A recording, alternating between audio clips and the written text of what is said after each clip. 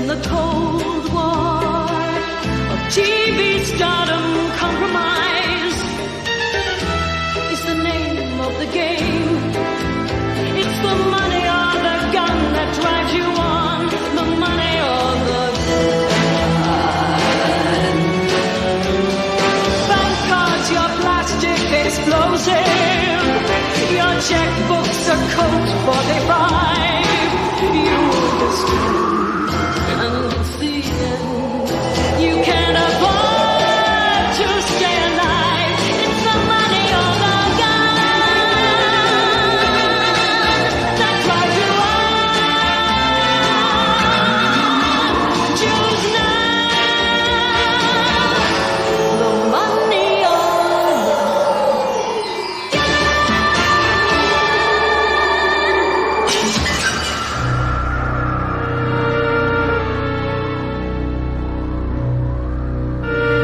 Antarctica, the least visited, most isolated place on Earth. More people bought Ringo Starr's last solo album than live here.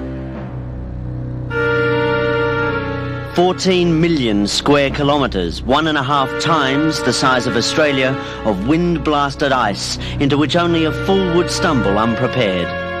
I was just such a fool. You see, I'm trapped in an endless sea of ice. The same ice that once crushed Shackleton's ship Endurance as though it were no more than a Japanese car. No one can reach us. There is no rescue. We have no option but to wait and hope that the ice, always moving, however slowly, releases us. It may take weeks. Or we may go the way of Shackleton, clinging forlornly to the few belongings salvaged from our splintered ship, marooned in the middle of a frozen ocean, hopping from one ice floe to the next, listening fearfully to the killer whales beneath us who at any moment could burst through the ice and swallow us whole. My God, how did I get here? This is not my beautiful home. Behind me, 4,000 kilometres north, lies comfort and warmth and everything I love. And ahead, south, ever south, lies Antarctica.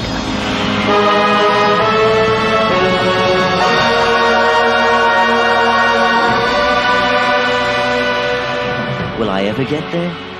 What on earth possessed me to try? It all began just 1 week ago in a distant mystic city they call Hobart. It was here that I boarded the German vessel Icebird, chartered by the Australian government to resupply its Antarctic stations.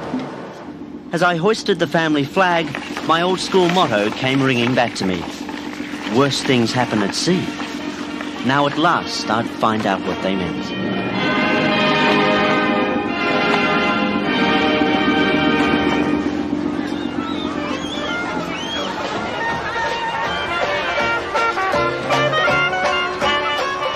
Down on the wharf, the air was thick with emotion as family and friends farewelled loved ones, many of whom wouldn't be returning for more than a year. It was a powerful moment. As we readied for departure, I watched people sobbing uncontrollably and felt a lump in my throat. How touching that my absence should affect people so. I didn't have the heart to tell them I'd be back in 5 weeks.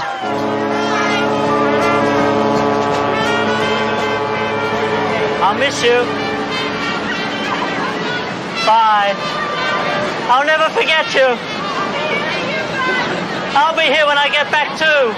As the ship finally pulled away from the wharf, I felt a great sense of relief. We were underway at last, and not before time. That Dixie band had really been giving me the shits.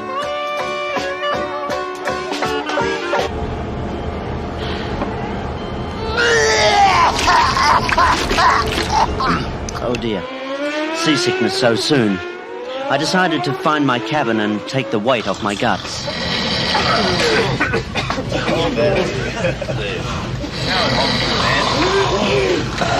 Hi, I'm Andrew. This is cabin B07. Guess we're all bunking in together, are we? Clearly this wasn't going to be a pleasure cruise. Determined to be a happy camper, I snuggled down for my first night at sea.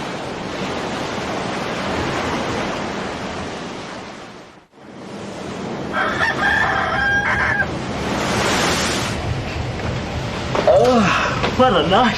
I mean, God, I've never slept on a ship before, but that was ridiculous. Oh, morning, Baz. Richard. Morning, Andrew. Hi. I mean, it's not so much the movement of the ship, it's just that... Oh, morning, Kevin. It's just the ridiculous... Morning, that man. The ridiculous number of people. I mean, how can you possibly sleep in this sort of... Oh, Dave, you haven't. Morning, Andrew. How you going? Hi, Andrew. Please, Tony. Good day, Andrew. Hey, Tussie Cat, how are you? I mean, Dave, that's my cat. Oh, sorry, mate. What's that? How are you? But it's just, I mean, how... Morning, Andrew. Morning, Who's that? Morning, Snake. You Andrew? Yeah, g'day, Scobie. Yeah, not too bad. Did you sleep in the roof? I couldn't sleep in there. Morning. I mean, how much did we pay for this? Morning. Morning. Hi, Alison, Rosie. Oh, Andy. Morning. I think you're wearing my underwear. Thanks very much. What's for breakfast?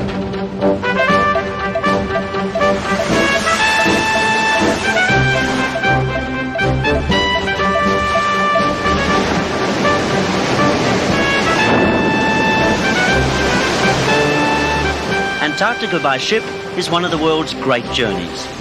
We're heading to Casey, one of 3 Australian Antarctic stations.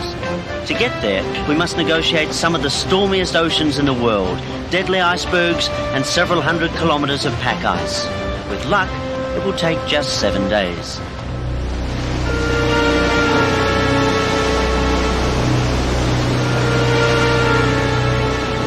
On day 2, our luck ran out. We hit the legendary roaring 40s and the ugly seas they're famous for.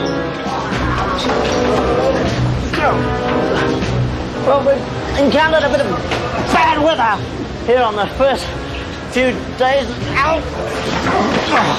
But fortunately, most people take it in their strides. And we're hopeful of something a bit calmer. Unless you've experienced a ship rolling in high seas, it's hard to explain the difficulties it presents. Even simple tasks become dangerous.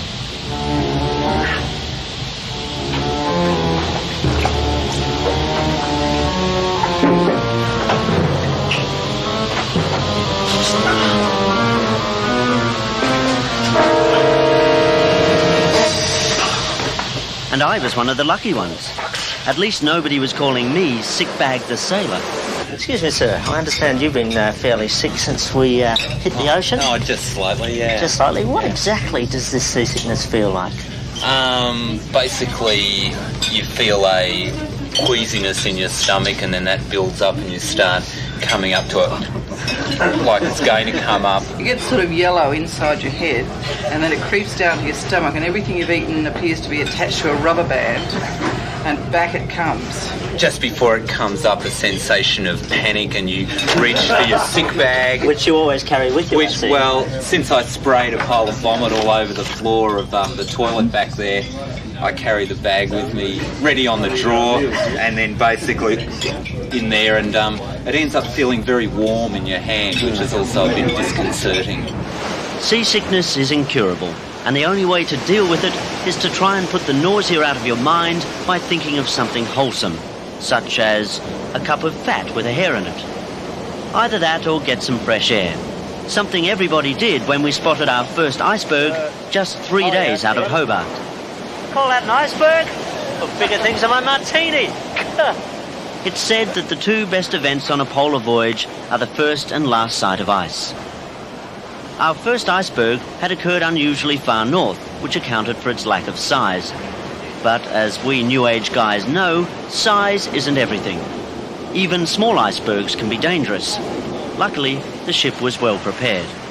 This is the bow, or the pointy end of the ship, and as you might expect, it is specially strengthened to cut through the ice. Allow me to demonstrate.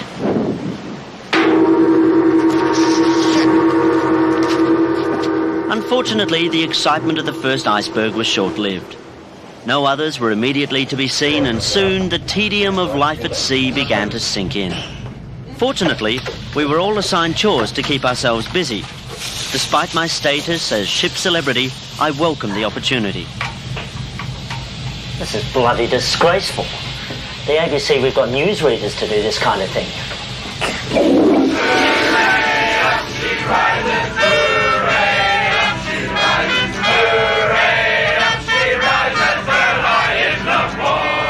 At nights, we'd gather round the bar and sing old songs of the sea.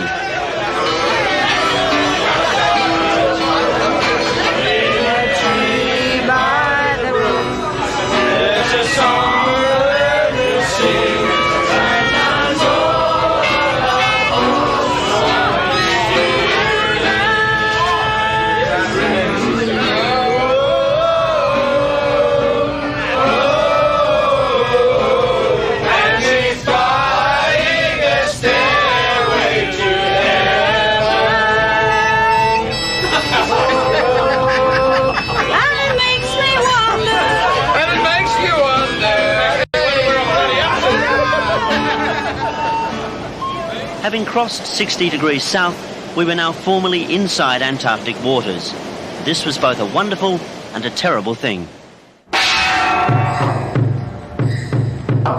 Why terrible? Because traditionally at this time, King Neptune comes aboard the ship and welcomes newcomers with a primitive initiation ritual not recognised by the Geneva Convention. And at sea, there's nowhere to hide. Andrew Denton, bring him forward. Come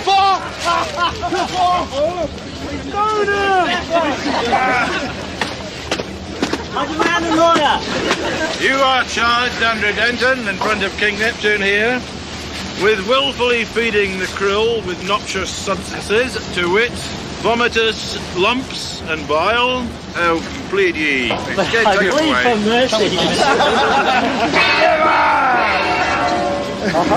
Special food, Andrew. We got this from the husky. Hold it right there. What in God's name am I supposed to be eating? Oh, some nice fresh fish. More. The engine oil. Very good. Have the shaving cream too. Jungle juice. Special mixture here, yeah? Nice and juicy. What a relief. I thought it might have been health food. Look at that. Oh, hockey.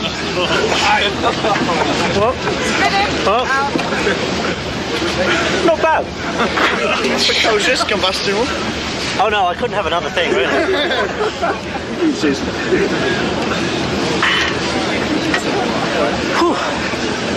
A 72? Yes. A fine wine. My school was right. Worse things do happen at sea. Can you see? No, I can't see. Oh. Kiss.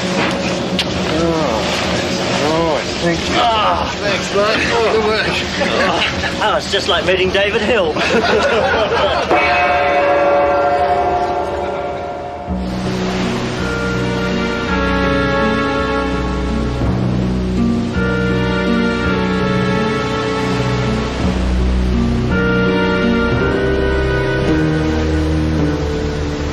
We're about 6 hours away from the pack ice, which may or may not allow us to get into Casey. The bridge is closed due to the bad weather conditions. The captain doesn't want anyone up there. The air is freezing, the water is more than freezing. In fact, it's littered with tiny icebergs which keep thumping into the ship. Basically, it's as if we're sailing to the very end of the world. Pretty exciting, really. Mind you, so is sex, and it's a hell of a lot warmer.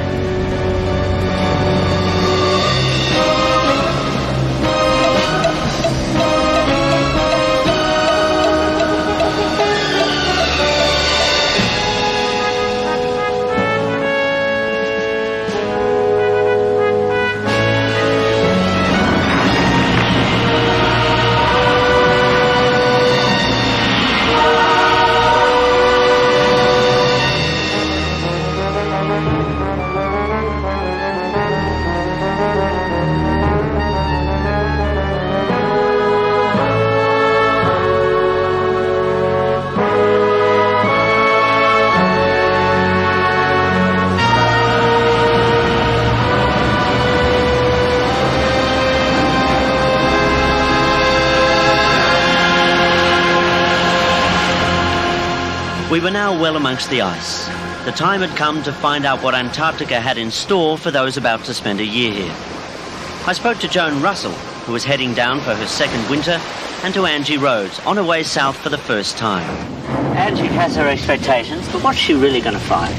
There are many things that you'll see in a year at Casey that you can't imagine the beauty of it. And the social stuff is beyond the imagining too, because it's not a situation that any of us have ever been in before. By the way, if you're wondering what that banging noise is while we're talking, we just keep riding over all these ice floes there. Sorry if you can't hear it at home, but that's nature for you. What a bugger. You're really, truly here now. This sure looks like Antarctica to me.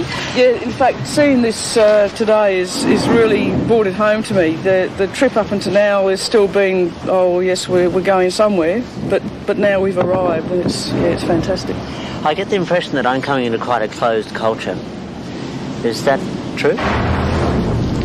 Yes. Why? Why is it like that? I guess nobody wants to assault the myth. Which is? That's on the most trivial level of us all having been heroic, and we've been there, seen that and survived, and we're on our way home. Perhaps nobody wants to touch on the sore spots either, and the hollowness. You know, the longing, that's the element of isolation and being away from home that isn't talked about. The hole in your heart. Is sex a big issue in Antarctica? Your sexuality is one of the layers that you hang up and put aside in order, in exchange for first prize. I mean, look at it out there. That's one of the things that you set aside. I guess the more pertinent issue is companionship. Yeah, it's companionship, and I personally experienced a sickening longing for physical contact, for hugging and laughing and touching, not necessarily sexual at all. Do you think that's common? I imagine it's almost universal. It's just not talked about.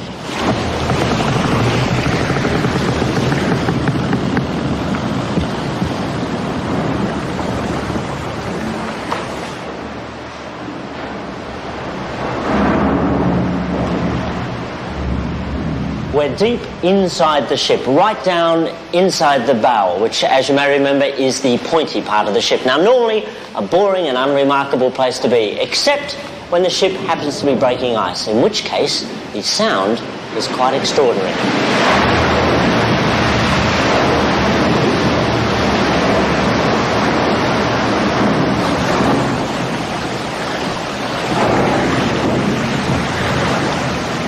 The crash of the ice against the bow was constant, as was the daylight.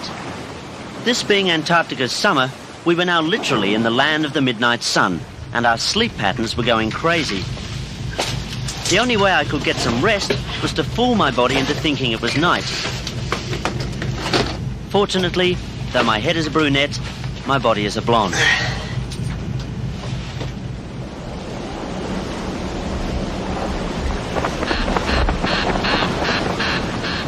Sailing ever southwards into the heart of lightness, some ugly truths began to emerge. As we head into the Antarctic, we've been made well aware that many possible dangers await us, and we've been told that at all times we must have this, the Inari Antarctic Field Manual, in our hands. It has all sorts of survival tips should we fall into a crevasse, should our helicopter crash into the ocean, little things like that. But perhaps the most controversial part of this manual is page 130. Emergency sources of food. And I quote, "Penguins may be killed by stunning them with a blow to the head and then breaking and cutting the neck. Cut the penguin down the front to remove the breast meat.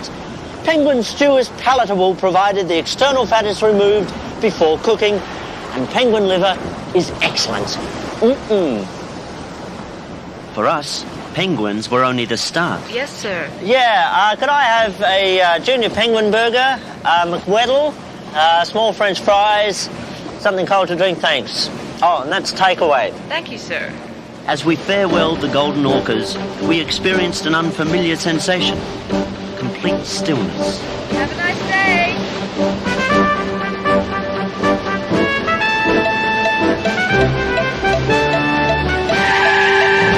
Only 80 kilometres from Casey, the iceberg had ground to a halt. We were trapped. Clearly there were two options. Sit tight or do something stupid. The choice was obvious.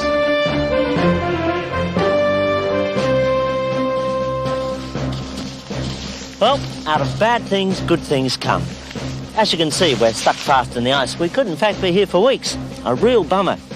But the good thing is, it's a great opportunity to practice my golf.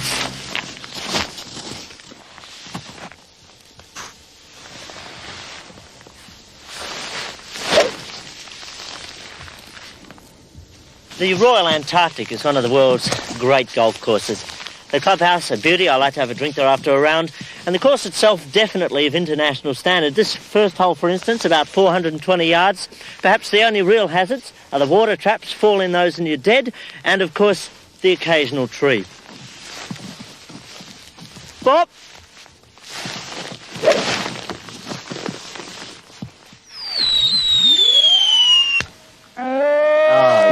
Yeah, and of course the other problem, Weddell seals. Sorry!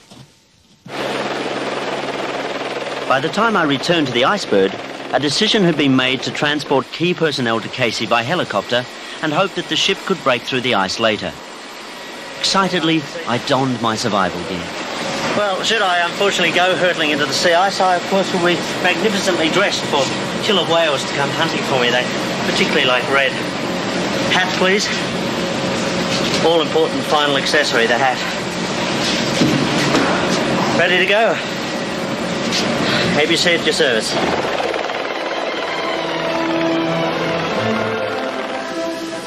It had been a long time since I'd been in a chopper. Nam was still a bitter memory. I made a mental note to kill Oliver Stone when I returned. I love the smell of ice in the morning.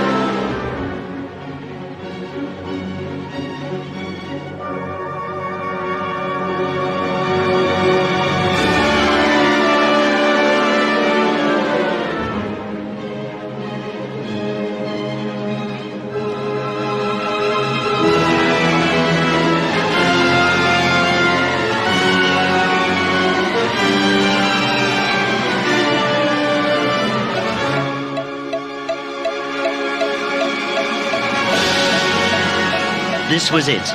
I was finally heading into Casey, there to meet the 19 people who'd called Antarctica home for the last year. Imagine it, stuck with just 18 other people in the most isolated community on Earth. No one gets in, no one gets out. How on earth did they cope? There it is, Casey Station, otherwise known as Legoland. I'm about to set foot on the 7th continent. I wonder what the natives will be like. This is Graham Armstrong, the outgoing station leader of Casey. He must have been expecting Malcolm Fraser. Thank you, Graham. Thank you very much. A quick champagne, lightly warmed, and it was time to look around. A lot of people think that with today's modern technology, living in Antarctica is still a breeze, but it's not. It's basically a subsistence culture where you make do with what you've got. For instance, here at Casey, these accommodation sheds here have been made largely out of old packing crates. In fact, the whole thing is a tremendous example of making do, of finding the available materials and fashioning somewhere to live out of them. Look, I'll show you what I mean. Man's ingenuity in this harsh environment never ceases to amaze. This door, for instance, check this door. Solid, about 6 inches thick, made entirely out of egg cartons. Through here, the bar area, well, this is just made out of driftwood, and the alcohol is just fashioned out of old socks, which are distilled. These stairs, the rib cage of a whale. true story. And come up here, I'll show you something even more amazing. Upstairs, the Casey winterers were gathered.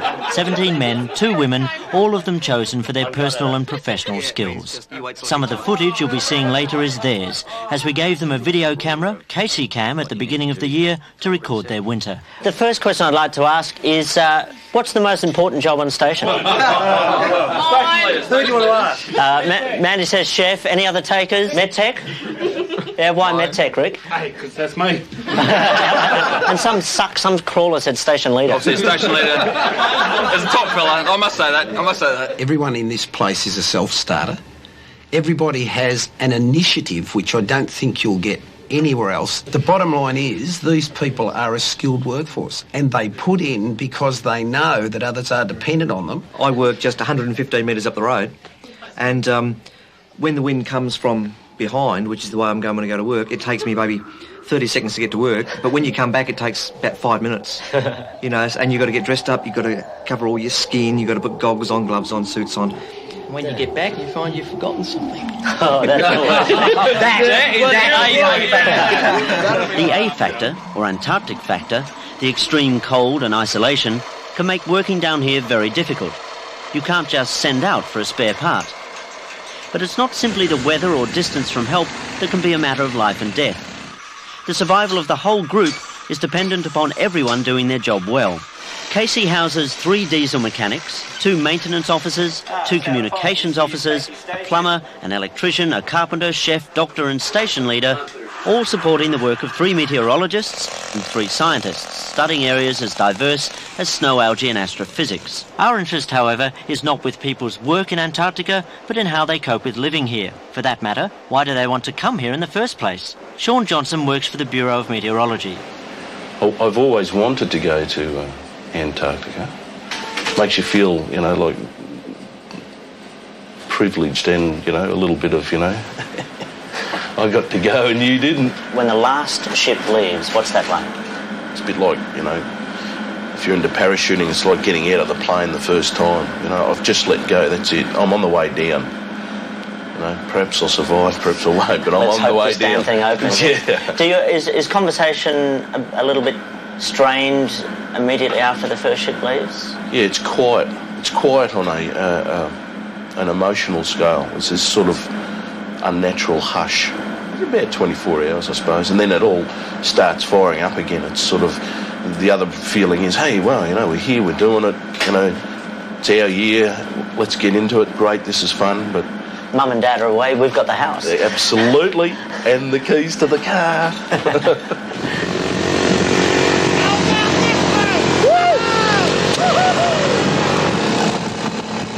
What's the lifestyle like for an expeditioner? It's an opportunity not only to be totally independent, but to live a life without money. And that's just great. That's the main thing I found, the simplicity of the lifestyle. It's not a utopia or anything like that, but it is a pretty ideal way to live, and I think that's why a lot of people keep coming back. You're going to have to get through those before Am I? they're good. All right. Antarctica offers recreational opportunities you won't find anywhere else, such as international standard darts by radio. South Pole and Scott Base and Casey would get together on a Sunday afternoon or Sunday night and have a game of darts. Yeah, but how does that work? I mean, you can't see what the other team are doing. Well, as long as no one cheats, we're fine, you know. Yeah. So, you know, Australians are very honest sportsmen. We don't cheat, of course. Of course not. And we'd throw a dart and record the score and tell Give me a break. the pole or Scott Base the score at the end of the throw. And everyone used to take turns. And who won this competition? Well, in actual fact, that's a bit of a sore point because we were winning the whole year. Of course, we were quite proud of that. And then Scott Base had Windfly, which is their first plane in, and they brought in, it must have been an Olympic dart player for sure, because the last dart of the game, he threw a double and, of course, allowed Scott Base to win. So we're a bit sore about that. Fortunately, Stu doesn't have a problem under pressure. Just a big close-up on him there, Brendan. Big close-up, there we go. No problem at all under pressure. I couldn't say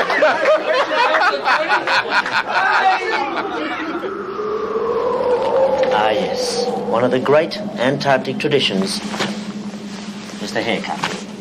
Take a look at these guys. Straight after the last boat left, out came the shears, and look at them. Look at them.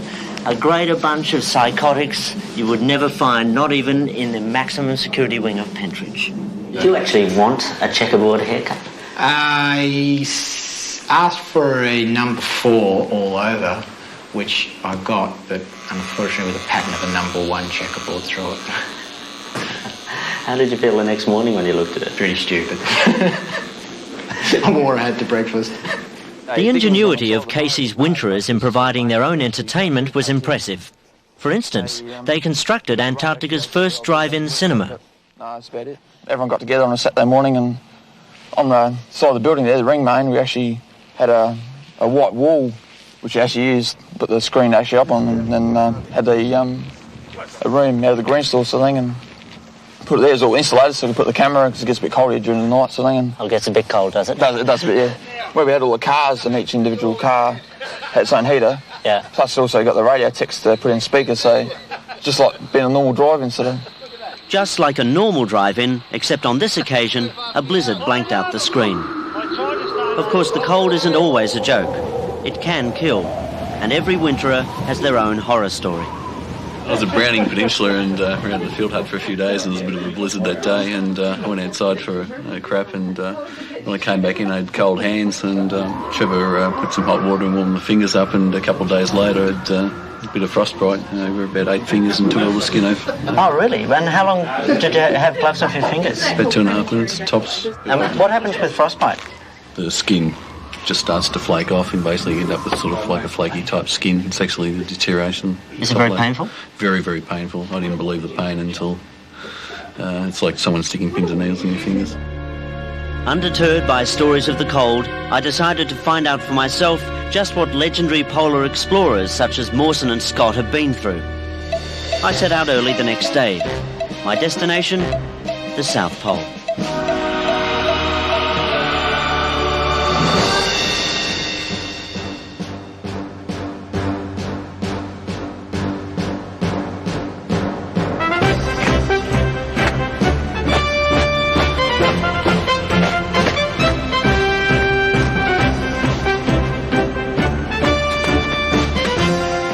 But like Scott before me, my journey ended in bitter disappointment. Tragically, the ABC had shortchanged me on red squares. Bloody useless! Death seemed certain, until 2 winterers, who had themselves been the subject of Casey's first search and rescue, came to my aid. And I would have thought cross-country skiing is a bit dangerous with sea ice and leopard seals and feral penguins on the loose. I think the greatest hazard is the weather in the winter. It can change so quickly. Were you ever caught out? Yes, we were. What happened? I'll remember that night for the rest of my life. We saw this weather coming, but there's not much you can do about it apart from sort of bed down. So you slept out in the middle of the cold? Yeah, 80 knots. What were you thinking of at the time? Thinking about how cold I was and how noisy the wind was. Of course, you can't let people bed down and then expect to be able to jump up out of the bivvy bag and ski back. You have to sort of raise some sort of support. And it was a hell of a night. It's very difficult moving around, and of course you couldn't see anything. There's just snow everywhere, blowing everywhere. What we really wanted to do was get to them ASAP, but it didn't eventuate. It was just, we couldn't get to them. Just before daybreak, the wind had broken, so we could see. We were off. That must have been quite a moment when you actually reached them. Yeah, getting to them was really, fairly emotional. Just holding people and knowing that, it's all okay. And the first thing that Mandy said was, not, we're really glad to see you guys, was I hope that heater's on in the Hagland. Mandy is the station chef. Despite being caught out by the weather once, she seemed happy to show me around. This is sea ice, is it, that we're on? Yes, it's sea ice. It's all just starting to melt out. You can see all the soft patches. Hold on. What? It's just water in here. You'll just sink right down in there. Why is it this green colour?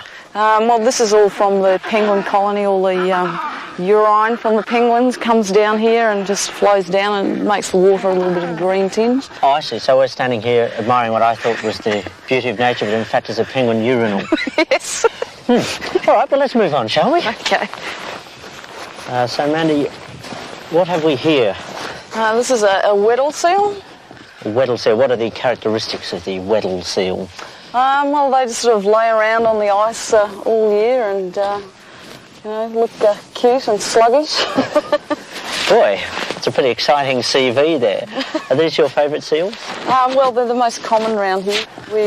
We see leopards as seals occasionally, but they eat penguins, whereas these ones just eat fish and, They eat penguins? Yeah. That's horrible. They also attack the Weddell seals, and that's what the markings are on the tail. Where's that? Just can I? Yeah. I can touch, but I can't take. I have an understanding of wildlife.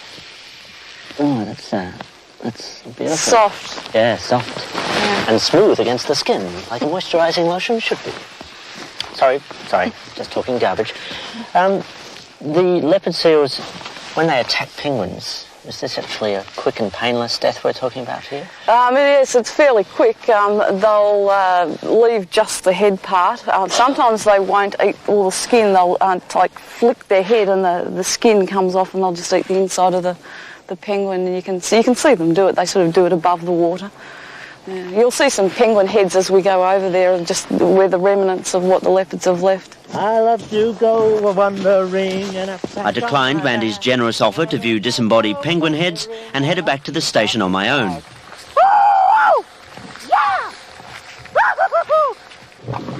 Well, unfortunately, despite Mandy's advice, I've rather foolishly stumbled onto some sea ice. As you can see, the slightest move in any direction, this will turn over and I'll fall to an icy death. But fortunately, in this situation, I know not to panic. Somebody? I had failed my audition as an Antarctic hero, something which many who come here aspire to be. Ow!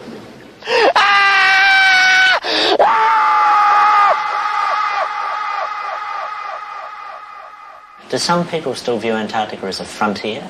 Yeah, definitely the, almost hero worship of the early explorers, and really definitely wishing to feel that they were a part of it. We are not, in a domestic and social sense, on the last frontier in Antarctica. In many other senses, isolation is profound, but living conditions, I think, are extremely comfortable, and the standard of living in the Red Shed is very high. That must be disappointing for some people who have a vision of Mawson. It's a source of strong regret. Yeah, I agree with you. People come down and want to be pioneers, heroes. There aren't any heroes anymore. Yeah? No. True. There aren't, Hey! The heroes didn't take microwaves. Well, I suppose they do. The modern day heroes do. But no, there's no more heroes. Yeah, the last Antarctic heroes dead and buried. Dead and buried, perhaps, but their spirit lives on. In the middle of winter, 6 of the Casey personnel headed off on a major field trip to a scientific site called Law Dome. In Antarctica, any field trip is known as a jolly. The Law Dome trip became known as the Mega Jolly. You're getting sick of the base, and you get tired of each other. People get tired of you, and just to get there with a group of people that you get on with well, and get away from the base and get away from the surroundings that you've had for 6 months, it's really a relief.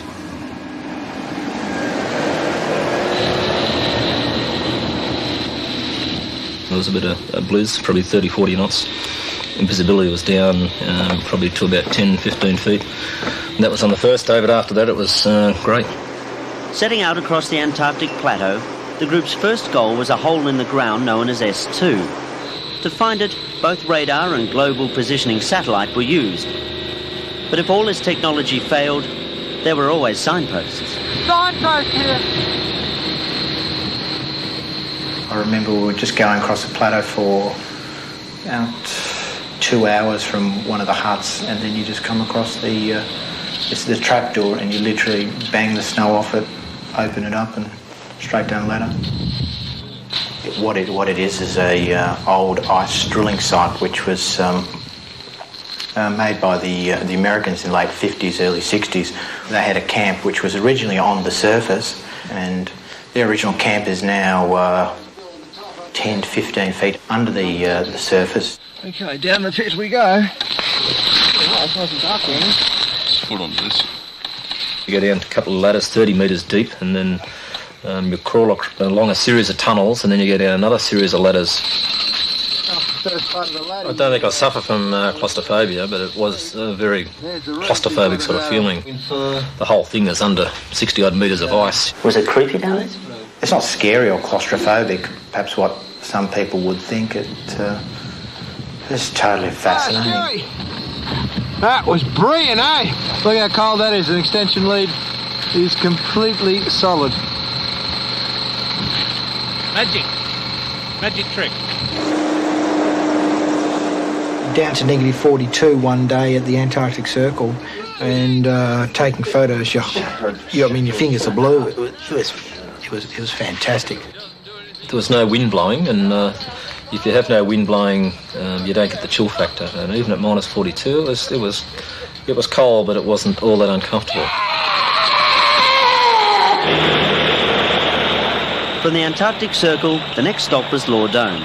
Here they reported back to base using the latest communication facilities. I think the idea of the Morse would be, a little bit of intrepidness going back to the old Mawson days, or as a last-minute communication, but I think they might have been trying to get a bit more intrepid than what they needed to be. After a job well done, it was time to break out survival rations. We took a range of red wines and liqueurs.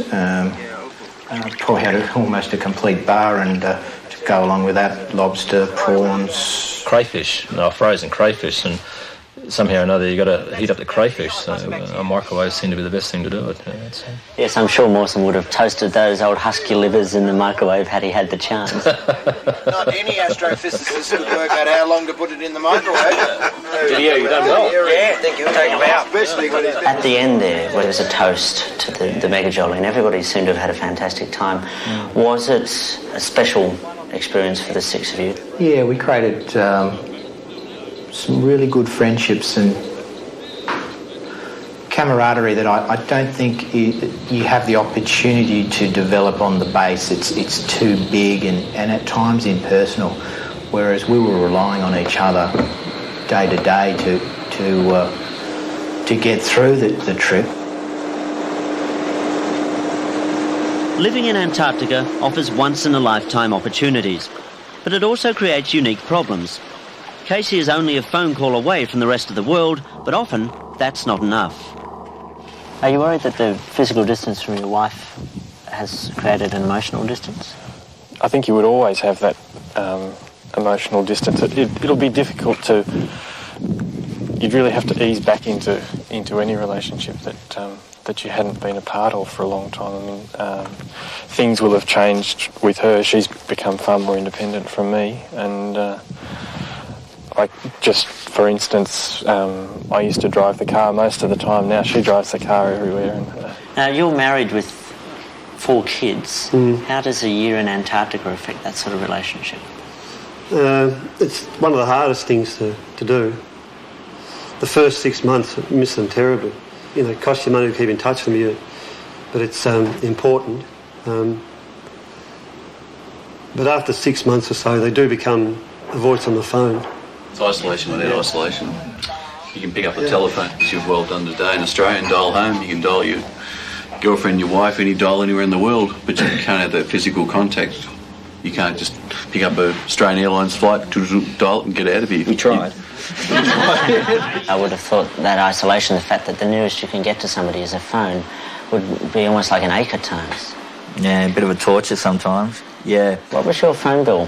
Oh, yeah, well, it reached, quite a high amount. Well, let's look at a figure here. Oh, well, last time I looked, it was just under the $4,000 mark, but that's acceptable for down here. It's my only expense. Does Australia begin to fade the longer you're away? Yeah, the outside world becomes totally unimportant to you. Whether there's a new war on or federal election, nobody cares. To me, one of the most extraordinary things about spending a year in Antarctica is for 98% of the people, you're basically going a year without sex. That strikes me as being a very tall order. Yeah, you're right. I mean, some people can handle that better than others, but personally, it's just a mind thing, you know, like, forget it. Wednesday nights, that's it, forget it. What's Wednesday nights?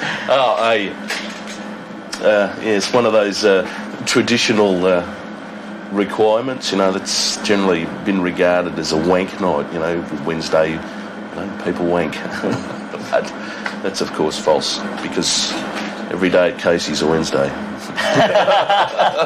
This is entirely appropriate because this is a Wednesday night special, so Wednesday night is wank night. Of course, there's more to life than sex. No, really, there is. And from the time the last ship left in March, the 19 Casey winterers found many ways to amuse themselves and each other.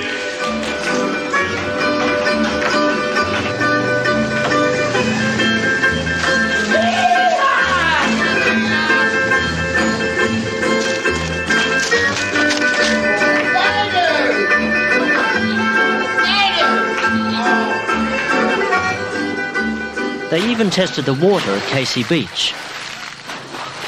And if you think this looks bad, they went swimming in winter as well.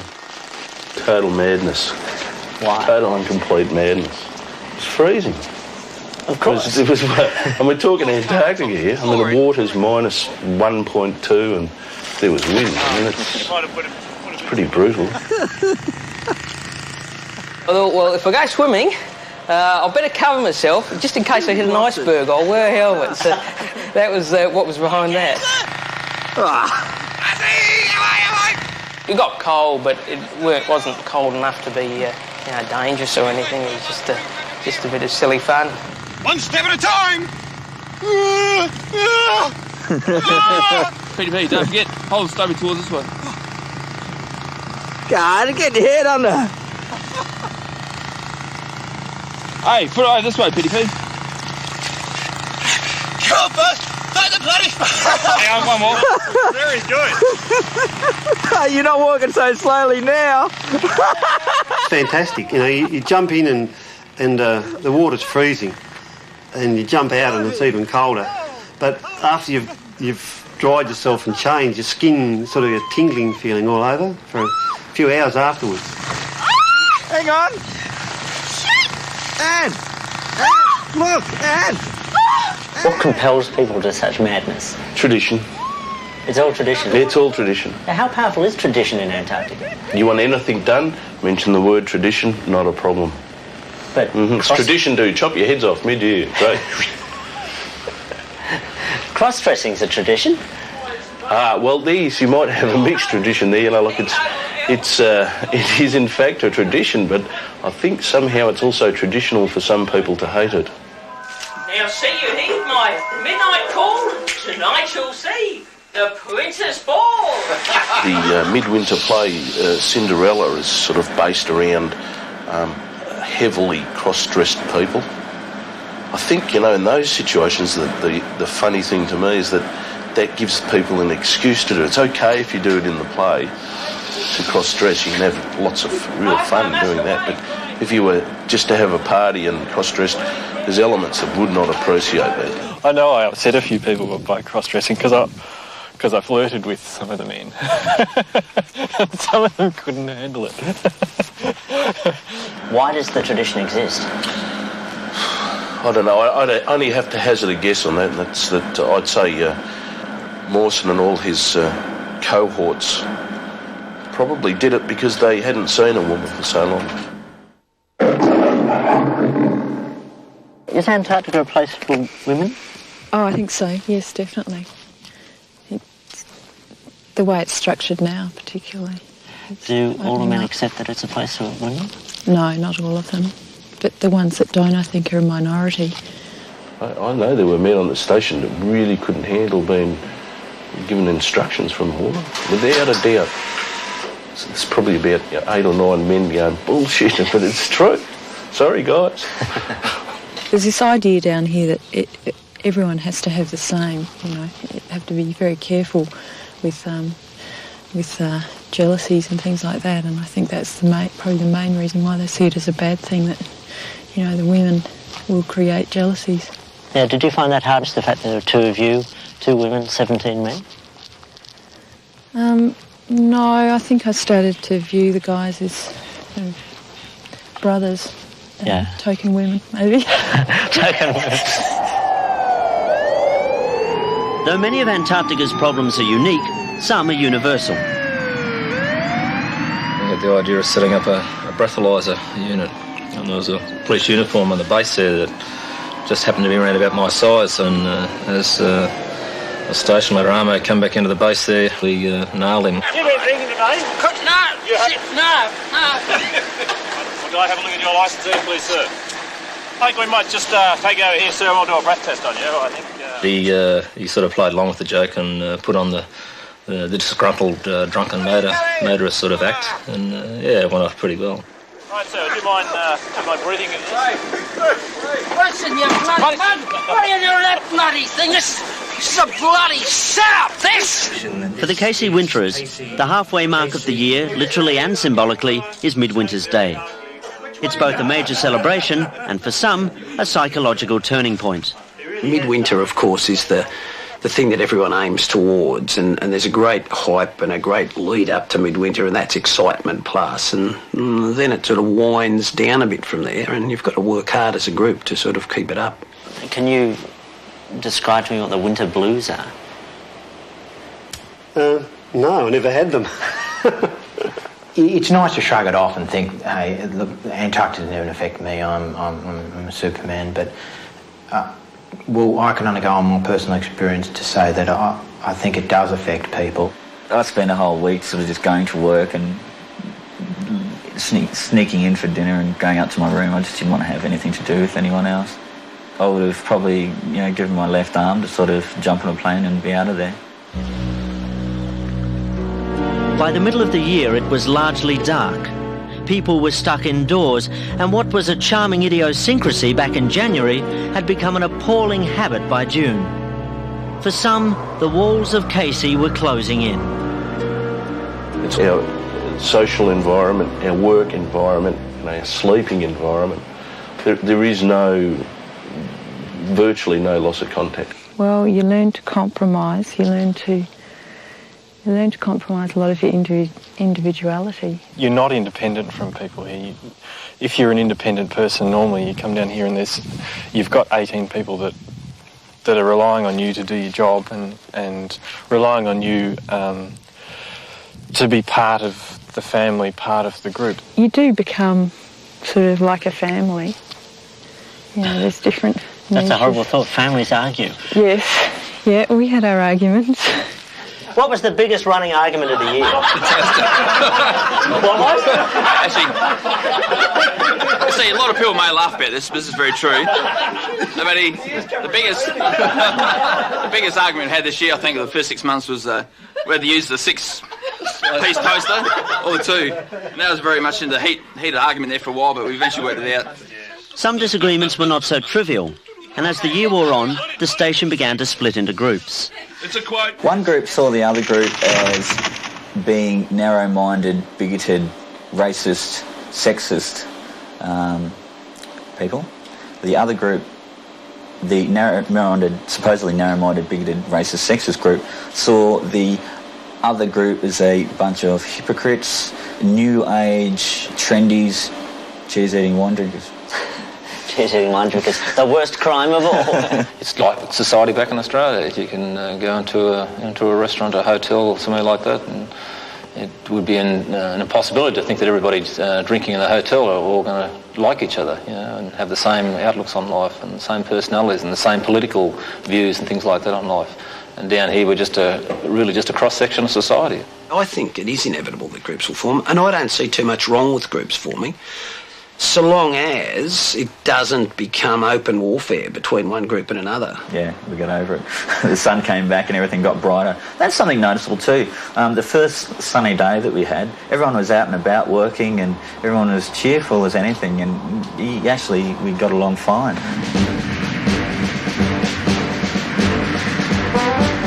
Taking advantage of the 24-hour daylight, I headed out late one night to the Antarctic plateau.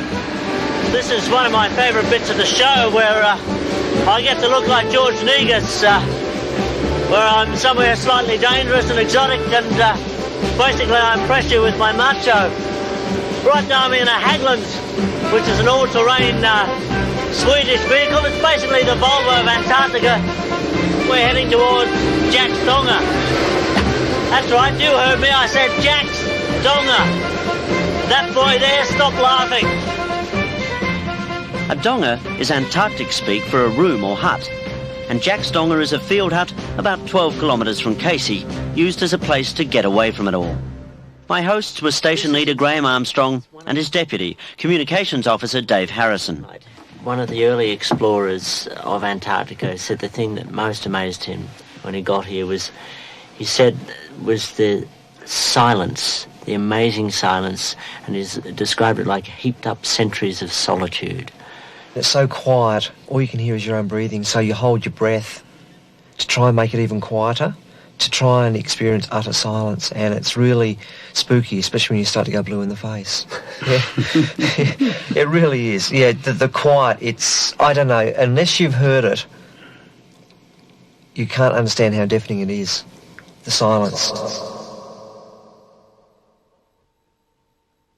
We were just walking around the bergs taking shots and just standing and looking, and all of a sudden a couple of us looked up and we realised that it was Andrew using his camera about 300 metres away, and you could hear the shutter as he took a shot. How many days are you going to be down in Antarctica?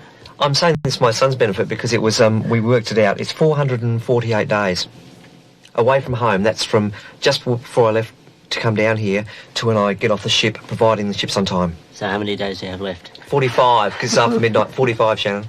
45. So I guess getting off the boat's going to be a fairly momentous occasion. It is, because you wrap your arms around this body and it's sort of all, well, soft and bony in places that you haven't sort of touched in, well, over a year. I just had a thought, this being now 3 o'clock in the morning and bright daylight, wouldn't it be great to bring a rooster down here and give it a nervous breakdown? Let's talk Antarctic folklore, Antarctic stories. Oh, yeah, okay. Our coldest day this year was minus 34, I think. It was around midwinter. And Meter Mark, who is in fact in his third winter, said to me, he said, have you ever seen what happens when you throw boiling water into the air armour at minus 34? And he said, bring your camera out. So he said, just take a shot of me. And throws the boiling water into the air and it's got this big puff of steam. And, doesn't hit the ground at all, just condenses. And into like a magic trick? Yeah, like a magic trick, yeah. Ooh. Like a magic trick. Oh, he says, I've got a cramp. Oh, my God. That's all right, I've done first. You've got your manual? Got my emergency situation. Yeah, what's the first thing you do in an emergency? Never panic, never panic. Never panic. What's the second thing you do? Panic. Yeah, that's right. Crisis over, we fell asleep. Only to awake 4 hours later to a glorious Antarctic morning and the irresistible call of nature. Where is the toilet exactly? Yeah, the toilet here is out next to the hut, up on the moraine line. Best view in Antarctica, Andrew. Well, let's check it out. We're just going outside. We may be some time. You knew someone was going to say that. The toilet with the best view in all of Antarctica. Best view in Antarctica, as you can see. It's rather flimsily tied down here. Graham, what happens when a blizzard blows? Rocks a little bit, I believe. I can't help noticing, Graham, let's go inside, that it truly is a magnificent view. I mean, it must really inspire you just to come out here and have a damn good bowel action. Yeah, it does. Well, I must admit, I have never been to a toilet that was also a tourist highlight, and let me just say, I'm almost moved to poetry. I think that I shall never see a toilet lovelier than deep. Dave, looking at this bleakness, I can't help wondering how big a problem is whiteout. Well, on a day where you've got even cloud cover, white, even cloud, you lose all surface definition and you can't make out anything on the ground, you can't discern the horizon, and unless there's rocks or something or a building to break it up, you just don't know where you're going or which way's up half the time. Yeah, it's crazy. And it seems to me the solution is so simple. Maggie Tabra actually sent me down with this. It's just a bit more colour. I was thinking, why not, for instance, some crushed strawberry on the higher slopes and maybe foggy morn or hacienda. You need to break them up a bit. Yeah, Norfolk Green. Norfolk Green is a particularly good colour, or avocado. Well, Norfolk Green will be good around the rocks. OK, how about some crushed strawberry and a bit of kumquat and some giant throw cushions to set it off? The cushions will be nice. Yeah. Yeah, maybe some small flowers on them. Yeah, OK. Yeah. Look, come with me. Over here. Well, we need the rocks are different. There's white out, you see. Yeah, I think they need that. We need Norfolk Green for the rocks. This isn't too bland. For the Casey winterers, the last big event of their Antarctic year occurs in November. The appearance, after 9 months, of other human beings. And what's it like when the first boat arrives? We keep track of the ship on a map as it's coming down, and it's all sort of, hey, it's coming here. It's like 3 days it's arriving, in 2 days it's arriving, and like 10:30, Tuesday it's arriving, and it's all a big build-up prior to its arrival. I didn't really want the ship to come in initially, but it was when the helicopters came in, it's sort of an overpowering feeling. Things changed straight away. It's your winter's over, it's finished, and it's the end of that group of people being together. You're really nervous because you don't know who's coming out, and you sort of go over and shake their hands and welcome, and then they all trot out with all the mail. The new mail is incredible to get mail from home. Letters that had been sent 10 months ago just suddenly arrive. I was crying. Others were dressing up and jumping around. Fresh fruit and vegetables, they come into the mess and we all follow them into the mess and, jump into the bananas and the kiwi fruit and the oranges and yahoo! Have a great old time with them. Others sitting quietly, just reminiscing. I think it's a special moment for everybody, yeah. Are you glad you spent the year there?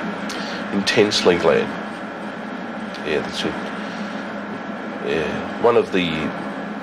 Yeah, so far one of the highlights of my life, without a doubt.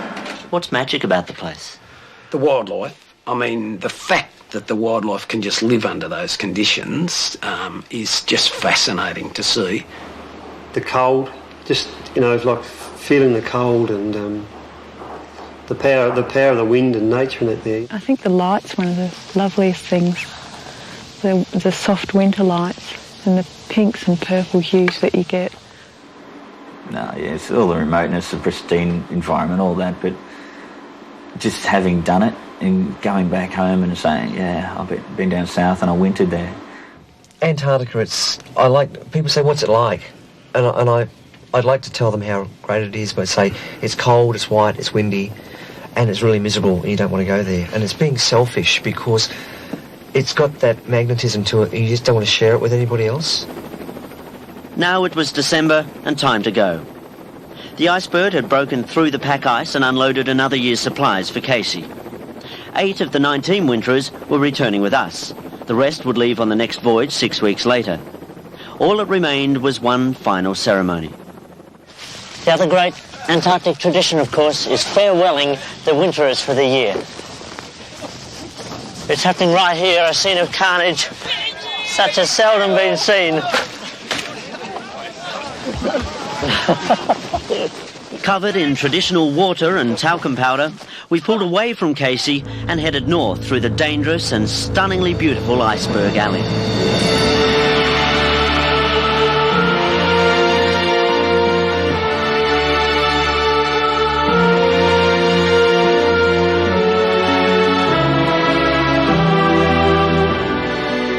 You do formulate an image of this black and white starkness, but it's not. There's colours there that I've never seen anywhere else.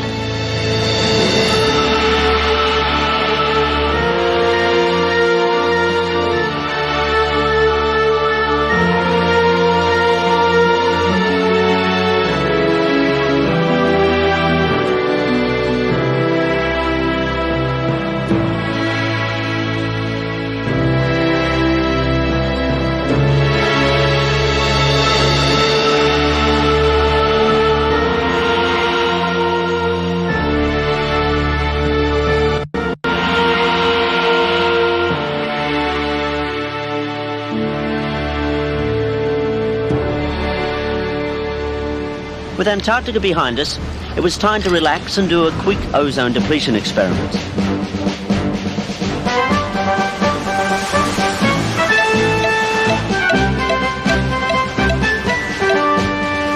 I'd only been away a month and couldn't wait to get home. So imagine how the Casey winterers were feeling after a year. What people are going to be there waiting for me, it's a whole bunch of stuff that, just racing through my mind about 200 miles an hour. How are you anticipating the big moment? Have you got a speech worked out? Is it going to be tears and hugs and huge tongue kisses? What are we talking about I here? think we're talking about the latter, yes. Tears and hugs and huge tongue kisses. Have you actually thought of what you're going to say? No, I thought about doing that and I thought, no, look, I'll just wing it. I'll probably, we'll both be so nervous that it just doesn't matter. What we say first up is gone with the wind and, we'll catch up, we'll say our real hellos about an hour later when all the furor's over. Just holding each other and, it wouldn't surprise me if a few tears roll down the cheeks. I sort of feel a bit teary at the moment, to be honest with you. When you first get down off the gangplank, the first... Gangplank? We don't gangplank. Gangway. We gangway, yes. No, we just jump over the side. Right. Come on, you can do it. Better do the rest. I think I'll be pretty emotional when I see Anne on the wharf and, I may not be first down the gangplank, but I'll be pushing my way forward as much as I can.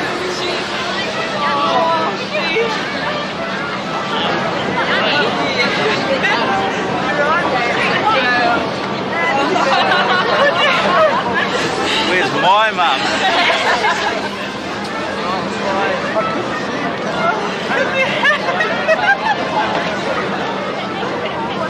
Not only coming home and seeing your friends and relatives, it's also the group that you've been with is disbanding, and that's a bit of emotion there as well.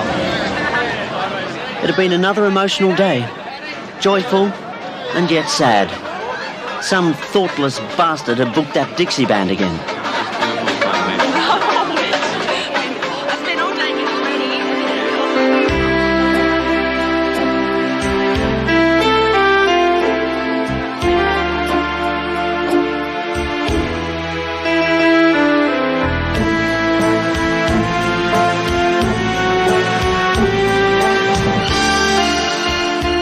My Antarctic journey was over. As I walked away, thoughts echoed through my mind. What would I call the new show at Channel 7? Should we have a band? Oh God, is there any way I can get out of the telephone? And what in God's name are the ABC going to do with all these tuxedos?